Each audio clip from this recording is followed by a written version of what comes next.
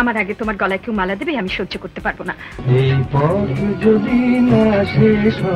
এক সময় টলিউডের দুই মহান তারকা জুটি উত্তম কুমার আর সুচিত্রা সেন পর্দায় তাদের জাদুতে মুগ্ধ হয়েছে গোটা বাংলা। কিন্তু জানেন কি, এক গভীর রাতে ছেলের বিয়ের নিমন্ত্রণ হাতে সুচিত্রার দরজায় গিয়ে কি অভিজ্ঞতা হয়েছিল উত্তমের? তো আসুন শুনি সেই অজানা গল্প।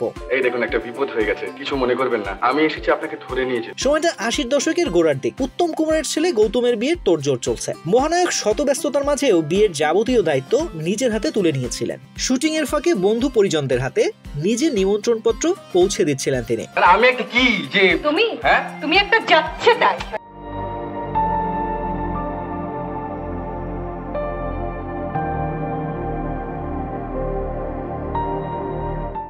এমনই এক রাতে উত্তম কুমার পৌঁছে গেলেন তার প্রিয় সহ অভিনেত্রী সুচিত্রা সেনের বাড়িতে।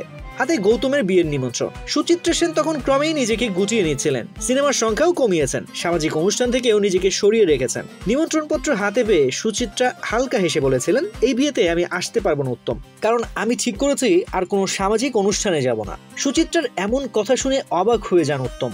তবে ভেতরে ভেতরে জানতেন, রমা মানে সুচিত্রা গৌতমকে নিজের ছেলের মতো দেখেন, হয়তো শেষ মুহূর্তে তিনি আসবেন।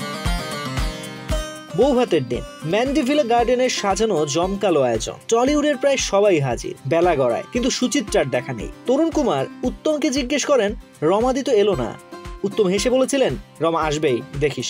সেদিন কি শেষ পর্যন্ত এসেছিলেন সুচিত্রা সেন? তার উত্তর আজও ইতিহাসের পাতায় আবছা। তবে উত্তমের ভরসার জায়গায় ছিল অটুট ভালোবাসা আর বন্ধুত্বের নির্ভরতা।